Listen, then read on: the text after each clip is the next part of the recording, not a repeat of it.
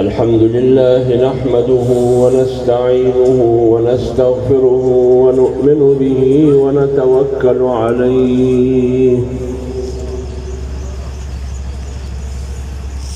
ونعوذ بالله من شرور أنفسنا ومن سيئات أعمالنا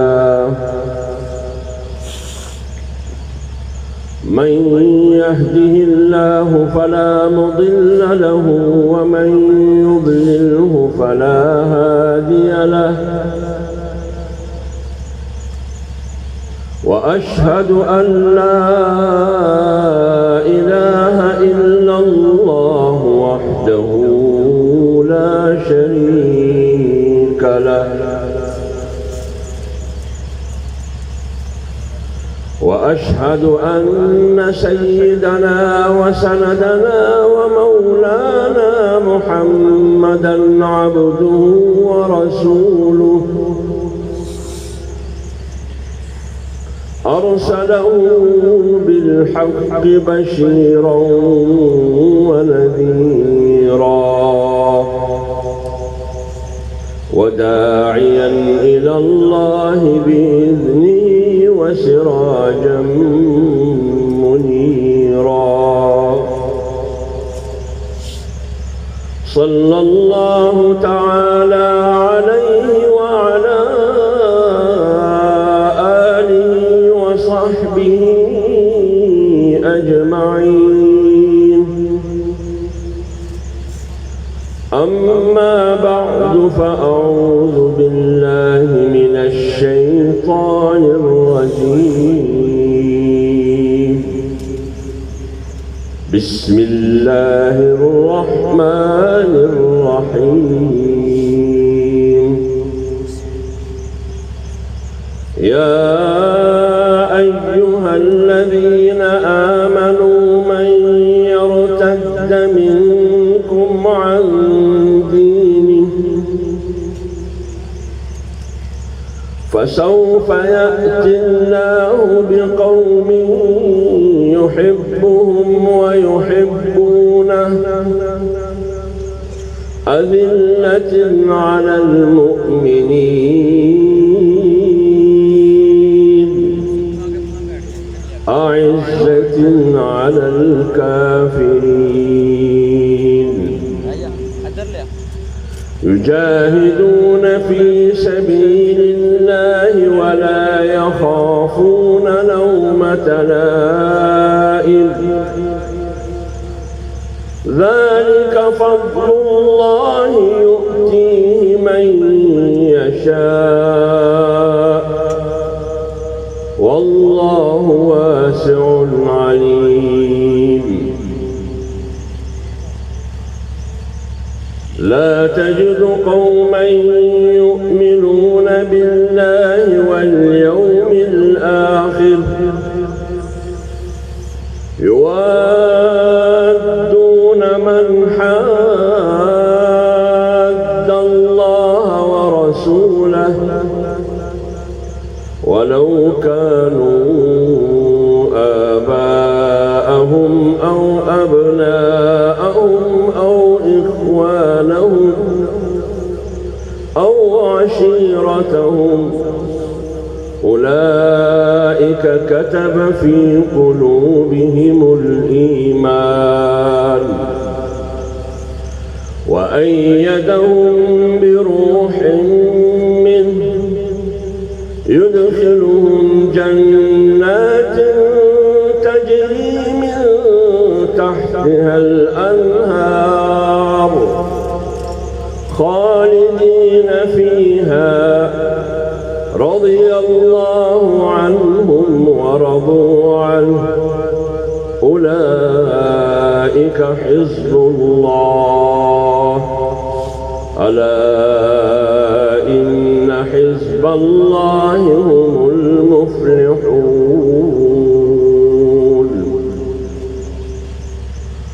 قل إن كان آباؤكم وأبناؤكم وإخوانكم وإخوانكم وأزواجكم وعشيرتكم وأموال اقترفتموها وتجارة تخشون كسادها ومساكن ترضونها أحب إليكم من الله ورسوله وجهاد في سبيله فتربصوا حتى يأتي الله بأمره ثم لا تظنون غير الله وأموال اقترفتموها وتجارة تخشون كسادها ومساكن ترضونها أحب إليكم من الله ورسوله وجهاد في سبيله فتربصوا حتى يأتي الله بأمره والله لا يهدي القوم الفاسقين صدق الله العظيم.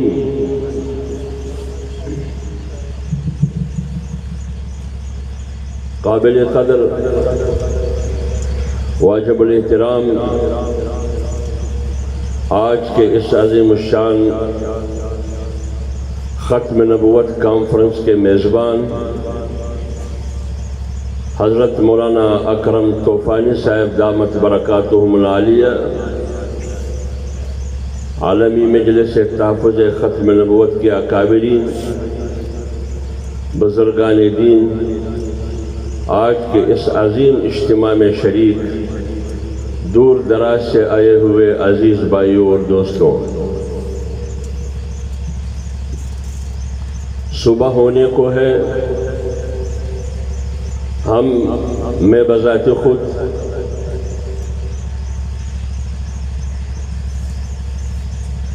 اس وقت تقریر کرنے کا معمول نہیں رہا اور تقریباً ایک ہفتے سے طبیعت بھی ناساز ہے. صرف مولانا اکرم طوفانی صاحب سے اور یہاں ضلع سرگودا کے جماعت جمعیت علماء اسلام کی ساتھیوں کی اصرار کی وجہ سے حسب وعدہ حاضر ہو چکا ہوں. اللہ تعالیٰ میرے اور آپ سب کی اس نشست اور محفل کو ہم سب کے لیے نجات اور مغفرت کا ذریعہ بنائے اور ان قوتوں کے لیے جو ختم نبوت پر حملہ آور ہے، شاعر اسلام پر حملہ آور ہے، ان کے لیے ہماری یہ اجتماع شکست کا ذریعہ بنائے. میرے محترم بھائیوں، مجھ سے پہلے مختلف علماء کرام بزرگان دین نے اپنے دانست اور علم کے مطابق گفتگو کی ہوگی. اللہ تعالی ہم سب کو اس پر عمل کرنے کی توفیق عطا فرمائے. میں ختم نبوت کی ایک دوسرے پہلو پہ بات کرنا چاہتا ہوں. بنیادی طور پر کیا وجہ ہے کہ اس ملک میں جس ملک کا نام اسلامی جمہوریہ پاکستان ہے، وہاں ملک کے اطراف، ملک کے چاروں صوبوں بشمول آزاد کشمیر اور گلگت بلتستان، خیبر سے لے کر کراچی تک، کراچی سے لے کر بلوچستان کی ساحل تک، تحصیل، ضلع اور صوبے تک،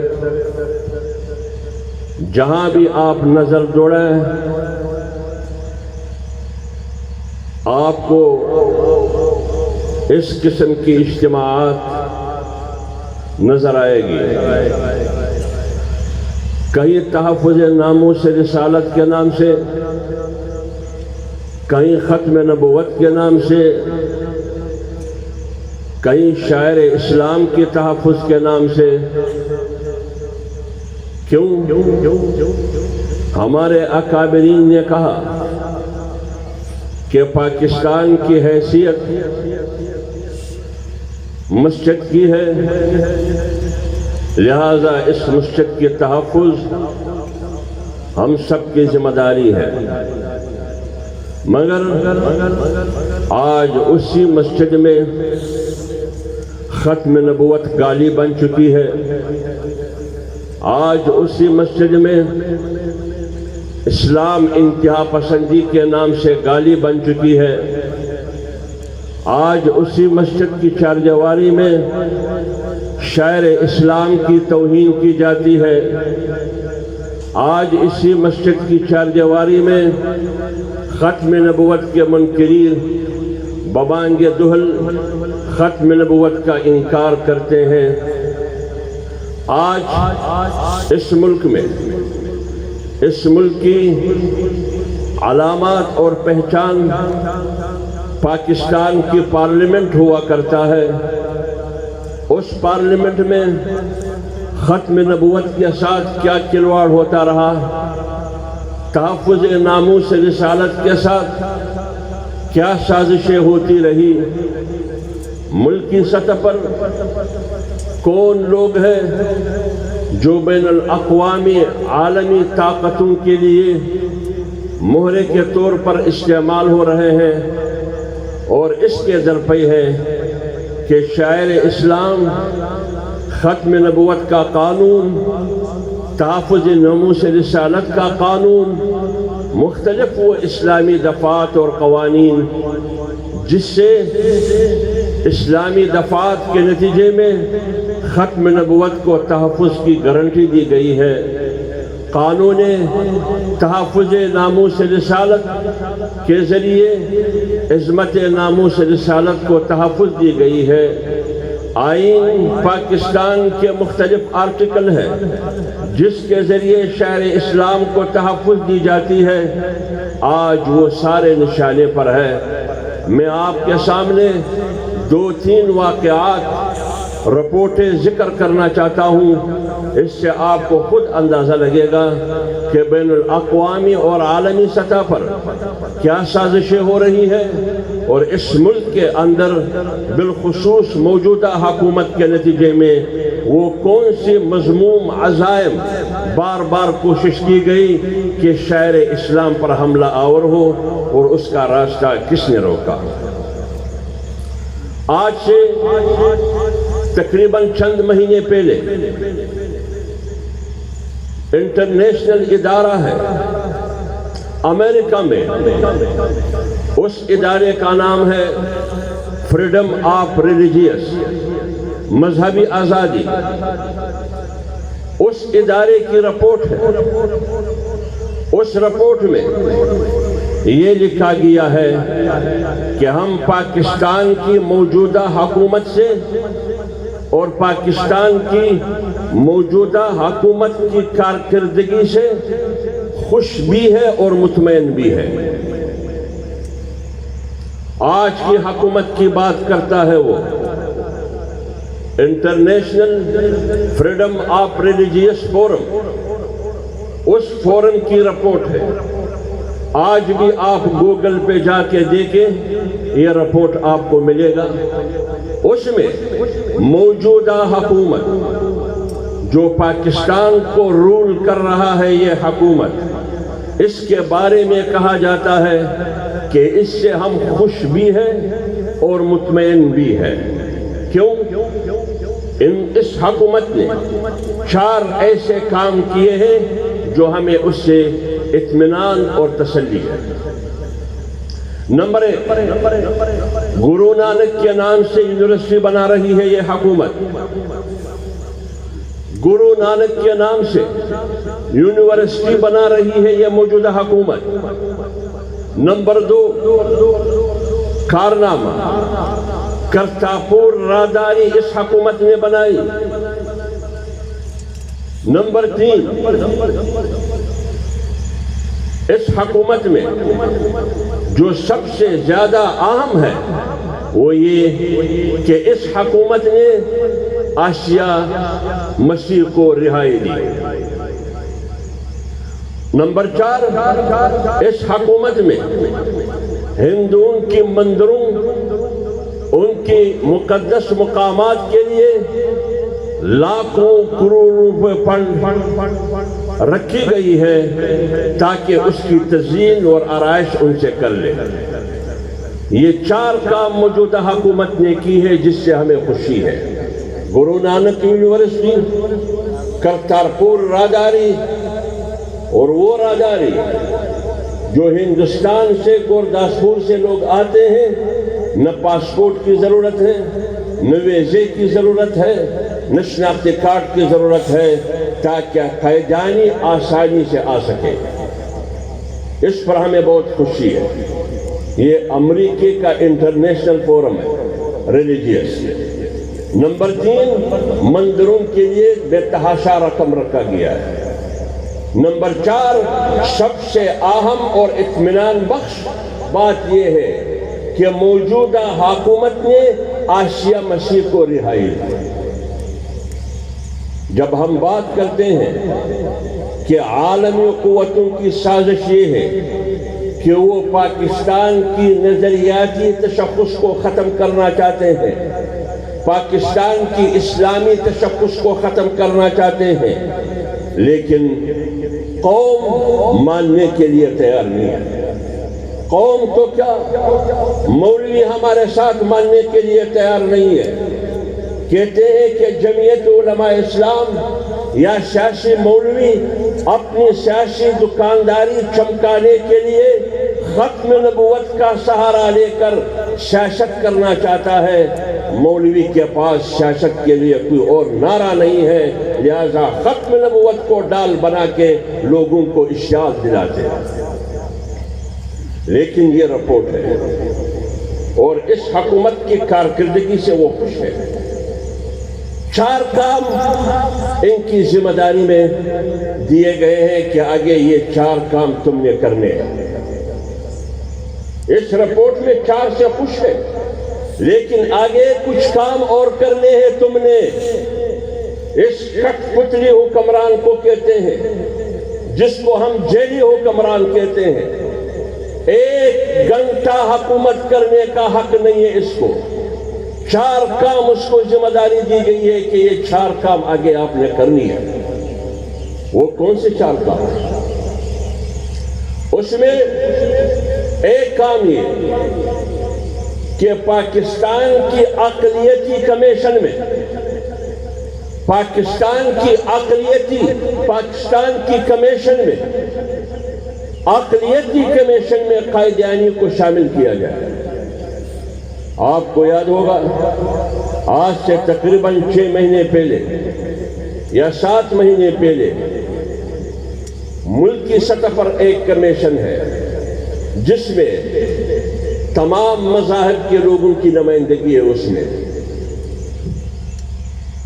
موجودہ حکومت نے نوٹیفیکیشن کر کے قائدیانیوں کو بھی نمائندگی دی۔ یہ اس رپورٹ میں لکھا ہوا ہے، American international freedom of religious کی رپورٹ میں، کہ آپ نے اقلیتی کمیشن کی نظر ثانی کرنی ہوگی اور اس کی تکمیل کرنی ہوگی، اور تکمیل بھی میری ترجیحات کے مطابق کرنی ہوگی۔ میری ترجیحات کے مطابق، آپ کی ترجیحات کے مطابق نہیں۔ نمبر 2، تحفظ ناموس رسالت کا قانون ختم کرنا ہوگا۔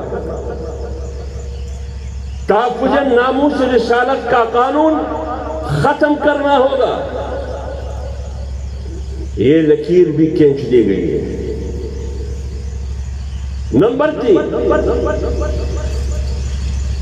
یہ کہا گیا ہے کہ قائدیانی غیر مسلم ہونے کی وجہ سے ان کو اپنے عقیدے کے مطابق 298C قانون کے تحت ان کو دعوت اور تبلیغ کی اجازت نہیں ہے، لہذا حکومت پاکستان 298C کو بھی ختم کر دے۔ اور نمبر 4، جتنے بھی لوگ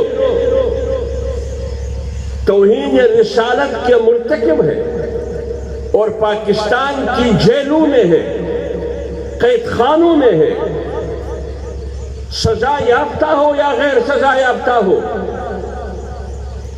ان سب کو رہا کیا گیا۔ اب آپ بتائیے، 4 کام تو تم نے کیے، لیکن 4 اور کرنی ہے۔ کون سے 4 اور کرنی ہے؟ جس کی تفصیل آپ کے سامنے میں نے بتا دیا۔ اب آئیے فرانس کی طرف۔ اب اس بین الاقوامی عالمی طاقتوں کے عزائم یہ ہے کہ ایک ملک بحیثیت ریاست، سربراہ مملکت یہ حکم دیتا ہے کہ جناب رسول اللہ صلی اللہ علیہ وآلہ وسلم کی توہین آمیز خاکوں کی نمائش کرے۔ اگر ایک فرد یہ کام کرتا ہے تو وہ جرم ایک فرد کی ہے، لیکن اگر ریاست یہ کام کر رہا ہے تو یہ امت مسلمہ دین اسلام پر حملہ ہے۔ یہ ایک جنگ ہے، اعلانی جنگ ہے۔ یہ جب ریاست کی طرف سے ہو تو یہ اعلانی جنگ ہے۔ آج فرانس ان 5 ممالک میں شامل ہے جس کو UN سیکورٹی کونسل کے مستقل حیثیت حاصل ہے بین ممبرشپ۔ امریکہ، روس، چین، فرانس، برطانیہ، یہ 5 وہ ممالک ہیں جو دنیا کے 200-250 ممالک کے غنڈے اور بدماش ہیں۔ دنیا کی معیشت کا فیصلہ ان 5 ممالک کے ہاتھ میں ہے۔ دنیا کی سیاست کا فیصلہ ان 5 ممالک کے ہاتھ میں ہے۔ دنیا کی وسائل ان 5 ممالک کے ہاتھ میں ہے۔ دنیا نے کیسی حکومت کرنی ہے، کس قسم کی حکومت کرنی ہے، یہ ان 5 ممالک کے ہاتھ میں ہے۔ لہذا فرانس ان 5 میں سے ایک ہے۔ اس فرانس میں جناب رسول اللہ صلی اللہ علیہ وسلم کی توہین ہو رہی ہے باقاعدہ ریاست کی طرف سے، جس کو حملہ تصور کیا جاتا ہے بین الاقوامی قوانین کے مطابق امت مسلمہ پر اور دین اسلام پر۔ اب آپ بتائیے، ختم نبوت کے لیے جو اجتماعات ہوتے ہیں یہ بے جا ہے؟ جب وہاں سے ان کو کہا جاتا ہے کہ آپ کی کارکردگی سے میں مطمئن ہوں، تم نے تمام ان قیدیوں کو رہا کرنا ہوگا جو توہین رسالت کے ارتکاب میں سزا یافتہ ہو یا غیر سزا یافتہ۔ اگر کوئی یہ کہتا ہے کہ ابھی تک تو رہائی نہیں دی، تم کیسے اس کو بیرونی ایجنٹ کہتے ہو؟ تم کیسے اس کو یورپ کا ایجنٹ اور امریکہ اور مغرب کا ایجنٹ کہتے ہو؟ میں کہتا ہوں کہ اس رپورٹ میں خود تعریف کی گئی ہے کہ اس حکومت کا سب سے اہم اور بہترین کارنامہ یہ ہے کہ آسیہ مسیح ملعونہ کو رہا کیا۔ تو یہ کیا ہے؟ اگر کوئی یہ کہتا ہے کہ یہ تو حکومت نے نہیں کی، یہ تو سپریم کورٹ نے رہائی دی، یہ ہمیشہ پڑھے لکھے لوگ سوال کرتے کہ یہ تو سپریم کورٹ نے رہائی دی، اس میں حکومت کا کیا کردار ہے؟ پھر اس کا جواب یہ ہے، آپ کو یاد ہوگا آج سے تقریباً 1 سال پہلے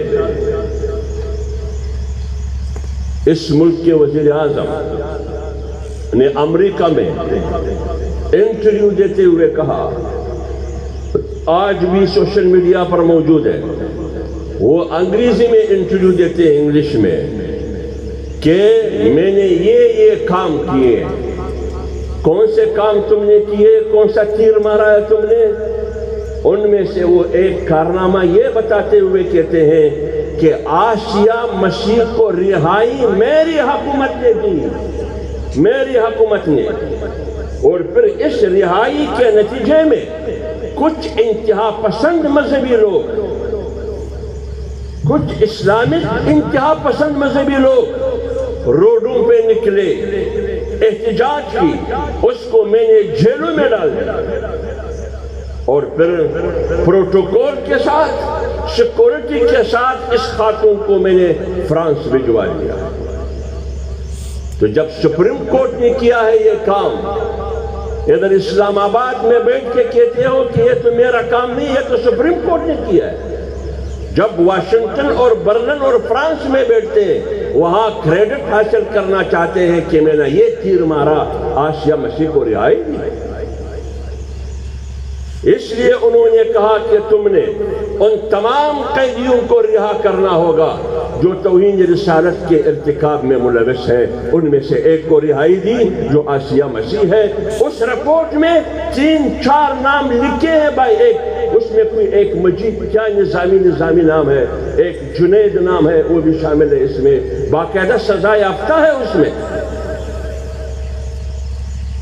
اور جب عالمی قوتوں کی یہ سازش اور منصوبہ ہے، اب امت مسلمہ کی ذمہ داری کیا ہے؟ امت مسلمہ کی تقریباً 60 ممالک ہے، اس میں اسلامی جمہوریہ پاکستان بھی شامل ہے. 60 ممالک. اب ذمہ داری کیا ہے ان 60 ممالک کا؟ ان 60 ممالک کی ایک پلیٹ فارم موجود ہے، OIC، organisation of Islamic countries. مسلم ممالک کی ایک پلیٹ فارم موجود ہے.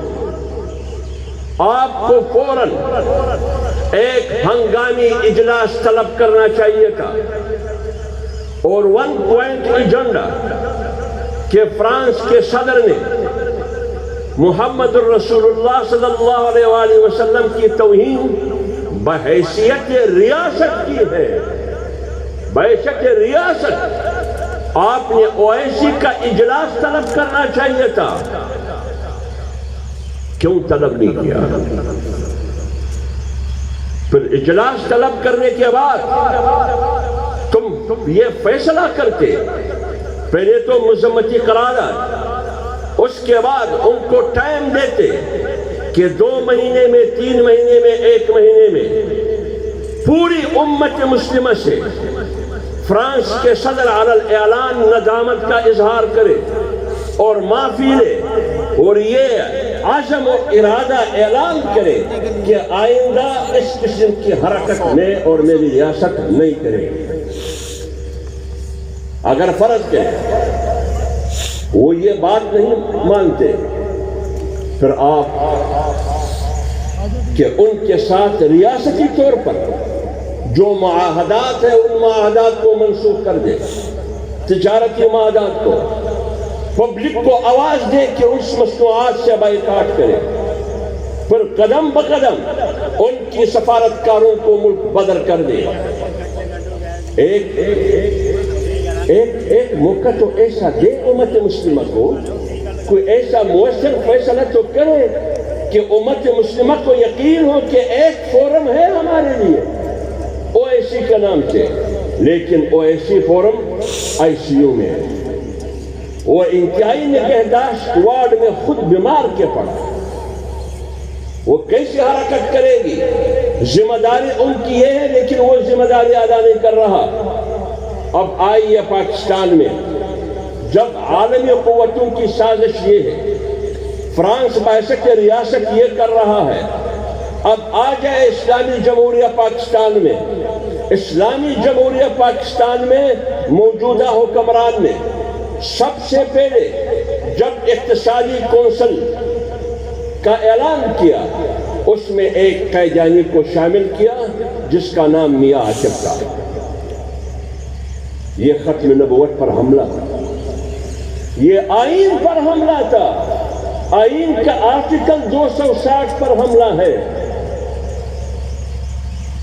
آئین پر بھی حملہ، پارلیمنٹ پر بھی حملہ، اسلام پر بھی حملہ، ختم نبوت پر بھی حملہ، سپریم کورٹ کے فیصلے پر بھی حملہ اور 21 کروڑ عوام کے فیصلے پر حملہ.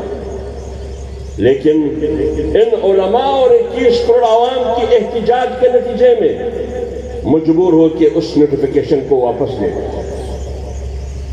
پھر آپ کو یاد ہوگا ان کی ایک وفاقی وزیر نے سینٹ میں باقاعدہ ایک ترمیمی بل لایا تحفظ ناموس رسالت کے قانون کو غیر مؤثر یا ختم کرنے کے لیے. پھر اس کے خلاف پارلیمنٹ کے اندر احتجاج ہوا. پھر حکومت بیک فٹ پہ چلا گیا. وہ سلسلہ وہیں کے وہیں رک گیا. پھر پارلیمنٹ میں ان کی ایک خاتون رکن پارلیمنٹ نے کہا کہ اگر امت مسلمہ بالخصوص مشرق وسطیٰ میں امن چاہتے ہو تو اس کا یہ طریقہ ہے کہ بیت المقدس یہودیوں کے حوالے کرو. پھر آپ نے دیکھا کہ اقلیتی کمیشن میں قادیانیوں کو بھی شامل کیا گیا. بعض لوگ کہتے ہیں کہ جب وہ بحیثیت اقلیت اس کمیشن میں شامل ہو جائے اور وہ یہ شمولیت تسلیم کر لے تو اس کا معنی یہ ہے کہ انہوں نے غیر مسلم ہونے کا اعتراف کر لیا. ظاہری طور پر تو یہ بات صحیح ہے، لیکن مطلب کیا ہے اس کا؟ جب وہ اقلیتی کمیشن کا ممبر بنتا ہے تو اس میں فیصلہ یہ ہے کہ ہر اقلیت کو اپنے مذہب کے اندر مذہبی ایکٹیویٹی کرنا جائز ہے. اس کا راستہ کوئی نہیں روک سکتا. پھر تو قادیانی کو بھی جائز ہے. تمام ان کے جو مقامات ہیں عبادت کی ان کو کھولنا ہوگا جب آپ ان کو رکن بنائیں گے. جیسے کہ امریکہ نے شرائط میں لکھا ہے کہ آپ کی حکومت کی کارکردگی بہت اچھی ہے، اگر اور اچھی کرنی ہے تو اقلیتی کمیشن پر نظر ثانی بھی کرے اور اس کی تکمیل بھی کرے اور میری ہدایات ڈکٹیشن کے مطابق کرے. وہ یہ ہے کہ انہوں نے اس کو اقلیتی کمیشن میں داخل کیا. جب آپ کے ملک میں میاں عاطف کی صورت میں ختم نبوت پر حملہ ہوتا ہے، قانون میں ترمیم کی صورت میں ختم نبوت پہ حملہ ہوتا ہے، ختم نبوت نشانہ بن رہا ہے، تحفظ ناموس رسالت کا قانون نشانہ بن رہا ہے، اقلیتی کمیشن میں قادیانی کا نوٹیفیکیشن، لہذا ختم نبوت پر حملہ ہو رہا ہے. اب آپ بتائیے پھر پارلیمنٹ کے اندر پارلیمنٹ کے باہر اس اجتماعات کے ذریعے لوگوں کو بتانا ہوگا کہ اس قسم کی عزائم کا مقابلہ ہم نے کرنا ہے. ہمیں جمہوریت کی بات کی جاتی ہے. جمعیت علماء اسلام جو آئین کی بالادستی کی بات کرتی ہے وہ اس لیے جب ہم ختم نبوت کی بات کرتے ہیں تو کہتے ہیں کہ یہ مذہبی کارڈ استعمال کر رہا ہے. جب ہم تحفظ ناموس رسالت کی بات کرتے ہیں کہتے ہیں یہ مذہبی ایشو استعمال کر رہا ہے. جب ہم دینی مدارس کی بات کرتے ہیں تو یہ کہتے ہیں کہ یہ مذہبی کارڈ استعمال کرتا ہے، مذہبی کارڈ. تو ایک دفعہ یہ کہا گیا ایک ٹی وی پر، تو میں نے کہا کہ پاکستان کا نام کیا ہے؟ پہلے یہ بتاؤ ہمارے دین مذہب کیا ہے؟ اسلام ہے یا نہیں ہے؟ اسلام ہے. تو پاکستان کا نام اسلامی جمہوریہ پاکستان ہے. تو پھر اسلام کی بات کرنا، اسلام مذہب ہے، یہ بھی مذہبی کارڈ ہے. تو پھر کرے جرات آگے بڑھو، یہ اسلامی لفظ پاکستان سے ڈیلیٹ کر سکتے ہو. تو یہ بھی مذہبی کارڈ ہے. پاکستان کی آئین کی تمہید مقدمہ پریمبل میں یہ لکھا ہے کہ حاکمیت اعلیٰ اللہ تعالیٰ کی ہوگی، قرآن سپریم لا ہوگا، قرآن اور سنت کے خلاف کوئی قانون سازی نہیں ہوگی.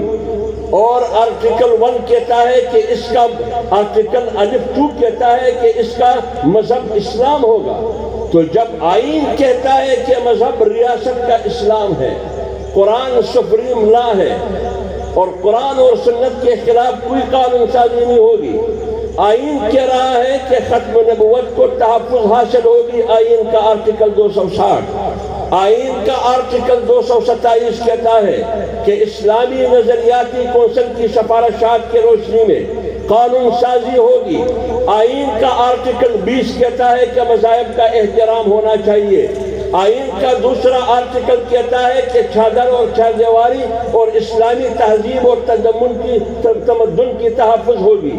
جب یہ ساری چیزیں آئین کہہ رہا ہے، اسلام کی بات بھی آئین کر رہا ہے، قرآن کی بات بھی آئین کر رہا ہے، پیغمبر کی سنت کی بات بھی آئین کر رہا ہے، اسلامی نظریاتی کونسل قرآن اور سنت کی بات کرتی ہے۔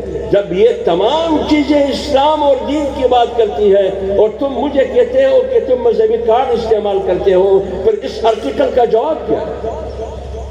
کیا جواب دیں گے آپ؟ ان کے پاس کوئی جواب نہیں ہے۔ لہذا ہمیں ان کے پروپیگنڈوں سے مرعوب نہیں ہونا چاہیے۔ ہر زمانے میں جناب رسول اللہ صلی اللہ علیہ وسلم کے زمانے میں بھی منکرین نبوت تھے، مسیلمہ کذاب کی صورت میں۔ اس وقت سے لے کر آج تک یہ ہے، ایک طرف وہ لوگ ہوں گے جو ختم نبوت کا انکار کریں گے، دوسری طرف وہ قوم اور وہ جماعت ہوگی جو نبوت کی دفاع کرے گی۔ یہ قرآن اس پر گواہی دیتا ہے، یا ایھا الذین آمنوا من یرتد منکم عن دینہ فسوف یأتی اللہ بقوم، ایک ایسا قوم، ایسا طبقہ پیدا ہوگا جو دین سے انکار کرے گا، دین سے انحراف کرے گا۔ ختم نبوت سے انکار ایمان سے انکار ہے، ختم نبوت سے انکار دین سے انکار ہے، ختم نبوت سے انکار محمد کا انکار ہے، ختم نبوت کا انکار اسلام کا انکار ہے۔ جو جب وہ انحراف کریں گے فَسَوْفَ يَأْتِ اللَّهُ بِقَوْمٍ، اس کے مقابلے میں اللہ تعالیٰ ایک جماعت، ایک قوم پیدا کرے گی۔ اس قوم کی صفت کیا ہے؟ یحبہم ویحبون، وہ ایک ایسی قوم ہوگی جو اللہ ان سے محبت کرے گا، وہ اللہ سے محبت کرے گا۔ وہ قوم اللہ کو محبوب ہوگا اور اللہ ان کا محبوب ہوگا۔ اذلۃ علی المؤمنین، اذلۃ علی المؤمنین، جب مومن کے سامنے وہ جماعت آتا ہے تو سرنگون ہو کے آتا ہے، عاجزی کے ساتھ پیش ہوتا ہے، نرمی کے ساتھ۔ اعزۃ علی الکافرین، جب دین دشمن، ختم نبوت کے دشمن، شعر اسلام کے دشمن سامنے آتا ہے تو تلوار نکال کے لڑتا ہے، اعزت چھڑ کے دوڑتا ہے وہاں۔ اعزۃ علی الکافرین یجاہدون فی سبیل اللہ، اللہ کی راہ میں، اللہ کے راستے میں لڑتے ہوئے دوڑتے ہیں۔ لیکن لوگ تو گالی دیں گے نا، ملامت کریں گے آپ کو، جیسے کہ ہمیں ملامت کرتے ہیں، یہ تو انتہا پسندی ہے، یہ تو شدت پسندی ہے، یہ تو مذہبی کارڈ ہے۔ اللہ نے ہمیں تسلی دی، لا یخافون لومۃ لائم، لوگوں کی گالیوں سے، لوگوں کی ملامت کرنے سے تم نے متاثر نہیں ہونا، ڈرنا نہیں۔ ذالک فضل اللہ، یہ اللہ تعالیٰ کی طرف سے آپ کو سند ہے فضیلت کی کہ اللہ تعالیٰ آپ سے یہ کام لے رہا ہے۔ اس لیے اس آیات کی روشنی میں جو بھی ختم نبوت کے تحفظ کے لیے جد و جہد کر رہا ہے، جو بھی ختم نبوت کی قانون کی تحفظ کے لیے لڑ رہا ہے، تحفظ ناموس رسالت کے قانون کے لیے لڑ رہا ہے، لوگوں کو آگاہی اور شعور دے رہا ہے، یہ وہ قوم ہے جو اللہ کو بھی محبوب ہے اور اللہ ان کو محبوب ہے۔ اور اس قوم کے بارے میں اللہ نے کہا، اولئک حزب اللہ، یہ میری پارٹی ہے، اولئک حزب اللہ، یہ میری پارٹی ہے، الا ان حزب اللہ هم المفلحون، اللہ برملا اعلان کرتے ہیں کہ میری پارٹی کامیاب ہے۔ اور اگر ایک طرف جناب رسول اللہ صلی اللہ علیہ وآلہ وسلم کی توہین ہو رہی ہے، دین کی اور شاعر اسلام کی توہین ہو رہی ہے، اور ہم دین کی، شاعر اسلام کی اور پیغمبر کی دفاع کے لیے جہاد اور مجاہدے کے لیے باہر نہیں نکلتے، کیوں؟ مجھے باپ عزیز ہے، مجھے بھائی عزیز ہے، مجھے بیٹا عزیز ہے، مجھے میری قوم عزیز ہے، مجھے میری تجارت کاروبار عزیز ہے، مجھے یہ میری عالیشان بنگلہ عزیز ہے. قل ان کان آباؤکم وابناؤکم واخوانکم وازواجکم وعشیرتکم واموال اقترفتموها وتجارة تخشون كسادها ومساكن ترضونها احب الیکم من اللہ ورسولہ وجہاد فی سبیلہ. اللہ سے بھی تمہیں زیادہ محبت اپنے بنگلے سے ہے. اللہ اور اللہ کے رسول سے زیادہ محبت تمہیں اپنی تجارت اور اپنی دولت سے ہے کہ تم نے 70 سال میں جمع کیا ہے. تمہیں محبت اپنی شوہر یا اپنی بیوی سے ہے. تمہیں محبت اپنے بھائی اور اپنے بیٹے اور باپ سے ہے. لیکن ادھر کیا ہو رہا ہے؟ اسلام پر حملے ہو رہے ہیں. اسلام نشانے پر ہے، ختم نبوت نشانے پر ہے، رسالت نشانے پر ہے، شعار اسلام نشانے پر ہے، داڑھی اور پگڑی نشانے پر ہے، دینی مدارس نشانے پر ہے. لیکن تمہیں بیوی سے فرصت نہیں ملتا، تمہیں اپنے کاروبار اور تجارت سے فرصت نہیں ملتا، تمہیں اپنے بنگلے سے فرصت نہیں ملتا. تو اللہ تعالیٰ کہتے ہیں کہ اس کا معنی یہ ہوا کہ بنگلہ تمہیں اللہ اور رسول اور جہاد کے مقابلے میں عزیز ہے. تمہیں دولت بہت عزیز ہے، تمہیں آپ کو پیارا بیٹا بہت عزیز ہے، تمہیں باپ بہت عزیز ہے، تمہیں بھائی بہت عزیز ہے، تمہیں قوم خاندان قبیلہ بہت عزیز ہے. تو اللہ تعالیٰ کی طرف سے حکم ہے فتربصوا، نکلو میرے دائرے سے، اجتماع سے نکلو، حتی یأتی اللہ بامرہ، آپ کے بارے میں میرا علیحدہ فیصلہ آئے گا. آپ کو پھر ہم رکنیت نہیں دیں گے، جنت کی رکنیت پر آپ کو نہیں ملے گی. کیوں؟ واللہ لا یہدی القوم الفاسقین، یہ فاسقین کی علامت ہے. اللہ کو نظر انداز کر، جناب رسول اللہ صلی اللہ علیہ وسلم کو نظر انداز کر، اور جہاد فی سبیل اللہ جان سے اور مال سے اس سے روگردانی کر کے. کیوں؟ کس مقصد کے لیے؟ بیٹا بہت عزیز ہے، کیوں؟ بیوی بہت عزیز ہے، کیوں؟ میرا بنگلہ بہت عزیز ہے، کیوں؟ تجارت کاروبار بہت عزیز ہے، کیوں؟ یہ عربوں روپے جو میں نے 70 سال میں کمائے ہیں یہ بہت عزیز ہے. چھوڑیے پیغمبر کو اور رسول کو، یہ مولویوں کا کام ہے، یہ مولویوں کی ٹھیکیداری ہے. تو اللہ کہتے ہیں فتربصوا. اور اس قوم کے بارے میں جب روش یہ ہو، اس کے بارے میں اللہ کہتے ہیں اولئک حزب الشیطان، یہ شیاطین کی جماعت ہے. الا ان حزب الشیطان هم الخاسرون، اور شیاطین کی جماعت خسارے، ہلاکت اور تباہی میں ہے. لہذا ہم اس ایمانی جذبے کو سامنے رکھتے ہوئے، اس ایمانی عقیدے کو سامنے رکھتے ہوئے، ہم اس محبت کو سامنے رکھتے ہوئے، قرآن کی ان آیتوں اور اصولوں کو سامنے رکھتے ہوئے، ہم دشمن کا ہر اس طاقت میں مقابلہ کریں گے، خواہ وہ گلی میں ہو، وہ کوچے میں ہو، وہ پارلیمنٹ میں ہو، وہ روڈوں میں ہو، وہ داڑھی میں ہو، وہ پگڑی میں ہو، وہ ٹائی پتلون میں ہو، وہ بندوق کے ساتھ ہو یا بغیر بندوق کے ساتھ ہو. ہر اس قوت کے ساتھ مقابلہ کریں گے جو اسلام کے راستے میں رکاوٹ بنے گا، جو شعائر اسلام پر حملہ آور ہوگا، جو ختم نبوت پر حملہ آور ہوگا، جو تحفظ ناموس رسالت پہ حملہ آور ہوگا. اس کا مقابلہ مرتے دم تک ہم رہیں گے. کیونکہ اس لیے کہ ہم یہ ایمان لا چکے ہیں کہ ہماری زندگی اور ہماری موت یہ اللہ تعالیٰ کے دست قدرت میں ہے. 3 چیزوں کا فیصلہ ہم کر چکے ہیں. ایک یہ کہ موت و زندگی اللہ کے ہاتھ میں ہے. نمبر 2 رزق روزی بھی اللہ کے ہاتھ میں ہے. نمبر 3 عزت اور ذلت بھی اللہ کے ہاتھ میں ہے. جب دین کے راستے میں لڑتے لڑتے لڑتے مرتے ہیں تو یہی جینا ہے، یہی زندگی ہے. اگر جینا ہے تو بھی غیرت کے ساتھ جیو، مرنا ہے بھی غیرت کے ساتھ مرو. لہذا حفاظت دین، حفاظت ختم نبوت، دفاع ناموس رسالت یہ صرف مولویوں کی ذمہ داری نہیں ہے، یہ 21 کروڑ عوام کی ذمہ داری ہے. اللہ تعالی ہمیں اور آپ سب کو توفیق دے کہ ہم ایمان کے ساتھ، خلوص کے ساتھ، للہیت کے ساتھ دین کی تحفظ اور دفاع کر سکے. اللہ تعالی ہم سب کی یہ نشست قبول فرمائے اپنے دربار میں. میں آخر میں ایک بار پھر عالمی مجلس تحفظ ختم نبوت کا شکریہ ادا کرتا ہوں. وما علینا الا البلاغ.